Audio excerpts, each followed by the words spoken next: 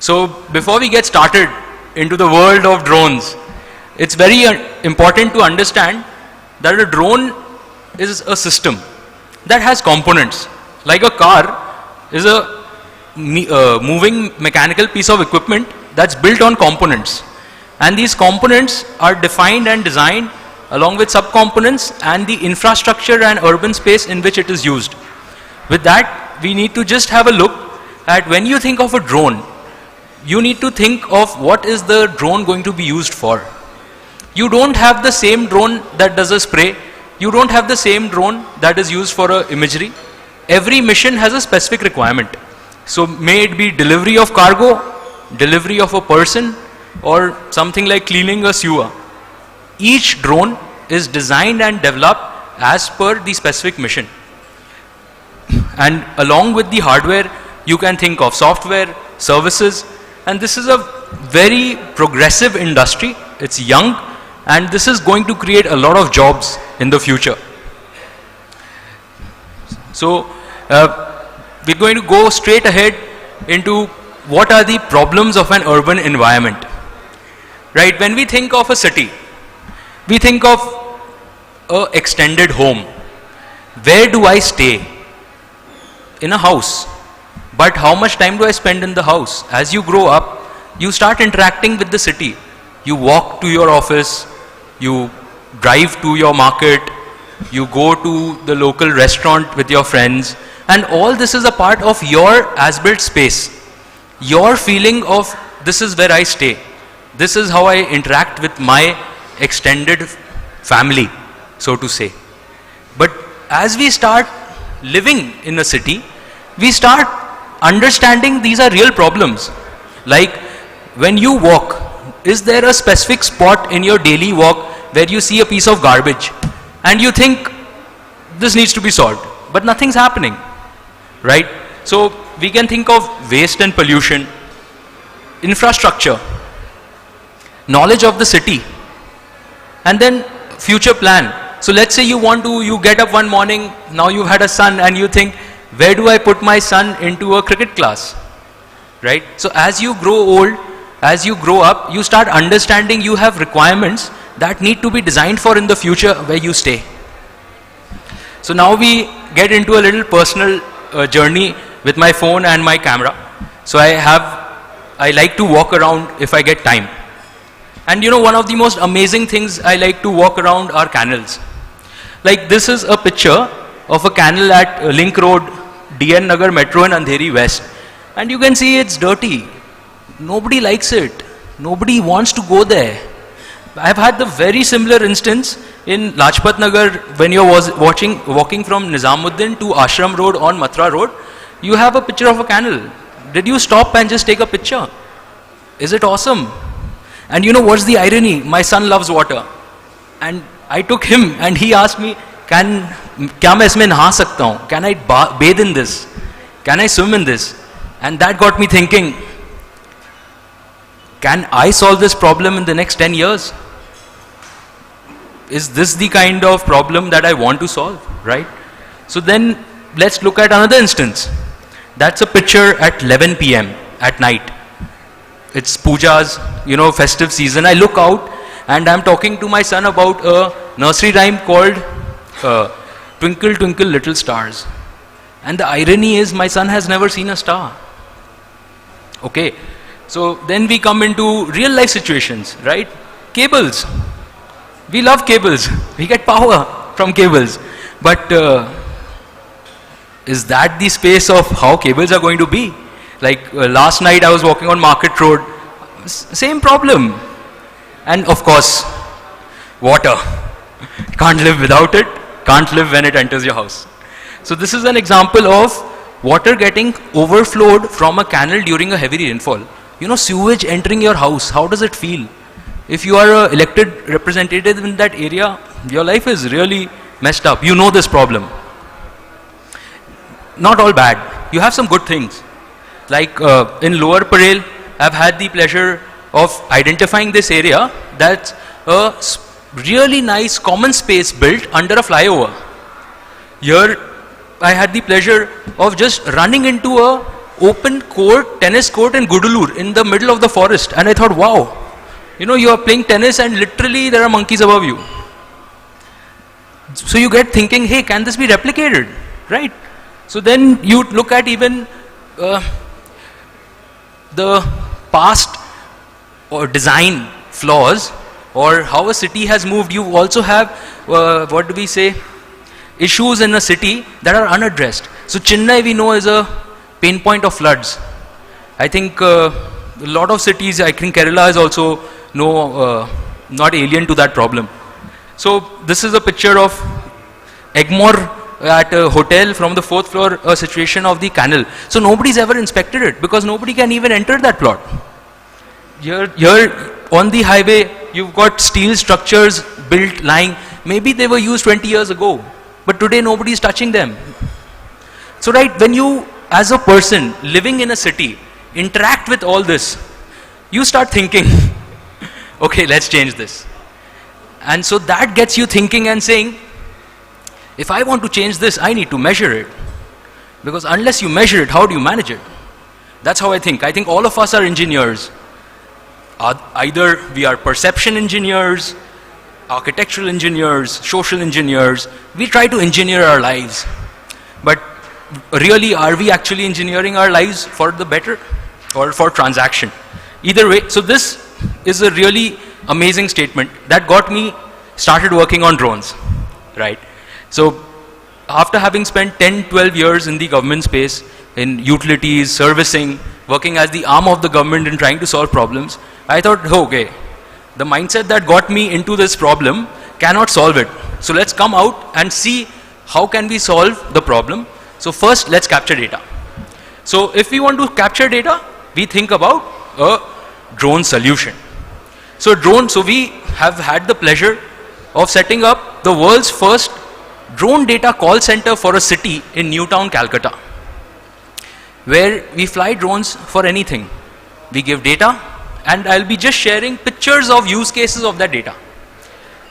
So a drone solution for a city needs to incorporate drone ports, drone fleet, a command control center, associated software, hardware, and operations team.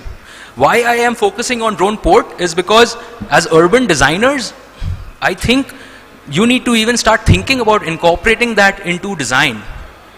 Did you think about making a road before the car came? No. Product bought evolution of infrastructure. So, this is just a summary statement of our experience in Newtown on how I think urban areas will start accepting drones. How any city, so according to me, personally, I think most cities in India are at level 1 and level 2 of interaction with drones. So we already have use cases, video surveillance, marketing videos. You want to present something, it's awesome. You want to take an aerial view, so you are using drones. Then aerial mapping. So we started seeing a lot of people talk about it. Some orders have gone out, somebody's got data, but I think that's just tipping the iceberg. This is not a map on drone data adoption, this is just a map on adoption of drones. Level 3 we've started doing in Newtown, that is thermal inspections, nighttime surveillance, pilots we've done, announcements with drones. Level 4 is a drone sound and light show. I think the next level of drone adoption is going to be no firecrackers. I think cities are going to move over to purely drone sound shows, drone light shows. And air pollution monitoring, now we are working on how can we monitor PM 2.5, PM 10, SOX, NOx in a city with a drone, automated. So I think the next step would even be light pollution, and I think the level 5, which I think is a little far away, maybe in 7 years we can get there, is cargo and passenger transportation. I think by that time we will also get into pilots on real-time robots for gardening, sweeping, cleaning, mundane activities for which we won't get people who want to work. And if you can see the drivers for adoption, the number 1 driver for adoption on any use case is transparency. A company, a person, authority, anybody who wants transparency. I don't think anything can happen until as a community we want that change. Okay, so one of the largest myths we've seen is people talk about drone data. I've had the pleasure of meeting at least 30, 40 smart city officials across the country now, and nobody has ever seen data. They've ordered it, they've tendered it, they've received the data, but nobody's seen it. What's the point of technology if it's not going to be used on day to day? So just an example of differences between satellite and drone data. Satellite data, this is the resolution.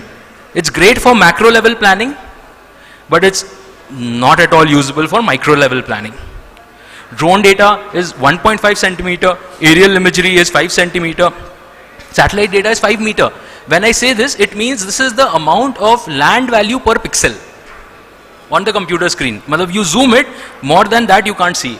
You know, drone data, you see this is the same area, right? So you can see as much as the color of the footpath. You can measure the footpaths. You can see if it is walkable or not. Now we get into some use cases, right? So one thing we learned in Newtown is that if I give you the entire year's ration in one day, can you eat it? No. This data is extremely small, extremely granular. So you even need the resources to study it. So in Newtown, we've been generating maps slowly at a small level. For cities, it could be a ward level. Because if somebody gets that data, you even need to see it and act on it, or else that data becomes stale. What's the point of stale ration? There's no point, right? So our suggestions are, get into small map making. In a year, you'll crowdsource and make your own map. That's awesome. Then obviously, analysis gives you amazing results. When I say 1,000 case studies only in Newtown, I would love to invite anybody here to come and see this data and see the value it creates. From measuring what exactly is the built up area of your building that you sanctioned, against which you've paid 50% but the building is not built, to seeing canals which were not built, to seeing encroachment, to seeing the color of the canal on which a STP is supposed to operate, and just knowing, hey, this is not operating. You see everything. That is the visual truth. The recorded truth is a myth. I accept that I am going to live in this built up space for the next 20 years. For me to improve this space, I need to improve the visual truth that exists today. If I am going to work on improving the recorded truth that existed 30 years ago, I am wasting my time. Okay, so these are just some small use cases on garbage identification. What we identified was, in a city like Newtown, you had people who used to dump construction debris in various places. It could be at the side of a building or at the side of an open plot. Now from the visual eye, this is never visible. But with the drone, it is visible, and now this continuous identification has led to creating policy and penalizing, which has solved this problem forever. Then we have before after videos of canals. So 37 canals, we are doing a video every quarter and giving analyzed reports in every quarter. And that data is extremely valuable because it's getting automated, it's getting recorded. Water body monitoring. So one really challenge point for anybody here who lives in a city is, ponds are in number. When we grow up, we see they are not there. This is because we don't have a mechanism to have a pond register. So with geospatial data at the satellite level, you can't do it. With drone based data, you can. You can create a pond register, and then you can use that intelligence to start saying, so these are two examples of two ponds, right? And so the government looked at this data and said, hey, 1,000 people stay here. Let's spend some money and beautify it. Similar, right? So you as a government don't have $100 million billion. You are limited with funds. You need to make the right choice in where you need to make that investment of beautifying one pond. So then we come into transparency. This is amazing. Okay, you see a picture. We talk about stakeholder participation, coordination. Imagine if this picture is sent by the developer to the Building Plan Authority, State Level Impact Assessment Committee on Pollution Control Board for consent to establish, Real Estate Regulatory Authority, Bank for disbursement of loan, sanction for fire department. Everybody is satisfied with the picture, with an aerial picture that shows dimension and an aerial map that shows how they can get entry access. And this problem is solved in a minute by a picture. We then even have thermal inspections. These are technical inspections where we are doing inspections for assets like thermal distribution network at a LT level. So you get complaints that I don't get power, I need a cutout. So then we can just do a thermal survey and say, sir, why do you get cutout? Because your area is not paying power. These are the leakages, or these are the pain points, right? So any kind of decision making needs data. How do we build a future without data? Okay, this is a really interesting exercise we did. So the first use case on the left is now we are having superimposition of Moja maps on land. I think this is a great help for all the people here in the planning departments. They know the problem of dealing with land in India. The RS Moja map and the LR map and the dark numbers are very difficult to identify. Now superimposition of maps on the existing as-built reality visual truth give you the exact decision on, hey, I need to just buy these 5 Moja plots and I can solve my problem. So I think that problem is in the past. So this activity is also being done for I think every village in India under the Swamitva scheme. Cities can also adopt this at a ward level. This is an activity which we've done recently as an experiment where we made a map of a city at night. You know, the really great value with drones is that you can fly for a small duration. Imagine if you could fly a drone over a 1 square kilometer area 6 times in the day, 2 hours interval, and you could analyze a map out of that data. It would give you so much data. How does that city live during every 200 minutes?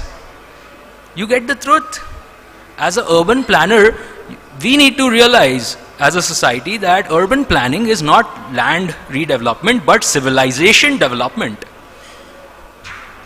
So here we have just some examples about, again, so now in Newtown we are doing detailed analysis of every block.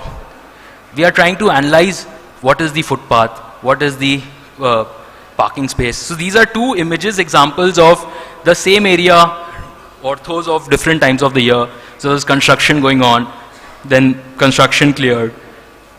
So now this really is awesome because we talk about AI. Automated analytics on data by mathematical algorithms. This is only possible when you have that amount of data. So this is an image of people count. We can do something for car count. Here you see on the graph is at this exact location of a market, we could identify what is the number of people at the entire time of the day.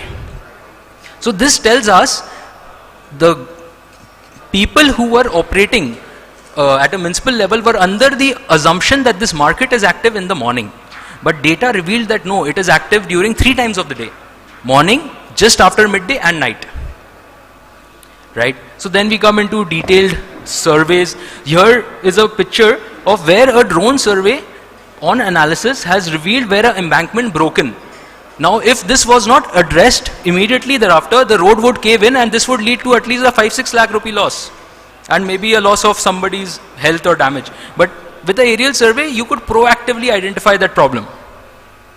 So then we come into thinking, okay, a lot of problems. How can we solve them?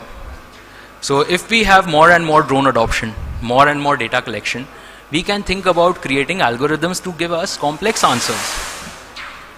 Complex problems need complex answers, like what sporting infrastructure do I need to build? Right? So when we talk about cycling tracks, I think urban planners of today need to think, how do I design a 200 calorie burn cycling track? We need to think more outcome oriented planning. City of Bombay is going for redevelopment of Dharavi. I think most cities in India are going to see similar massive scale redevelopment across India. So I think drones would be great to monitor, monetize all these land parcels. And things about, small planning. A 1.5 kilometer flyover in the middle of the city costs, I don't know, 500 crores?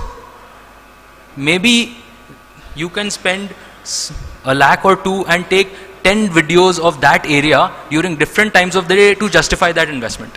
That study is amazing. So it's just about thinking that before you get into designing and sanctioning, let's see the real visual truth.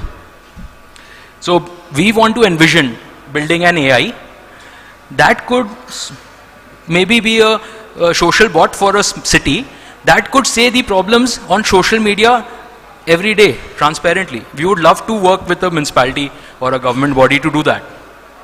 And just to think, for urban planners, last 2 days, I felt that we are thinking of planning as a cost. I think we can think of planning as a revenue exercise. With that thought, if we think about wards or cities or villages, you know, as urban planners, how can you think of design interventions that can increase the livelihood of an area? Could you build a building in a ward that could increase the income of the residents of that area? So I think this kind of thinking is important. And if we go into a progressive approach, I think we'll do a lot better. Summary of use cases and just about us. So we've now completed 1.5 years. We do surveys as well. This is an image of a drone port. We have a technical document for any urban planner who wants to just incorporate into a design for the future. I think that's it. Thank you, everyone.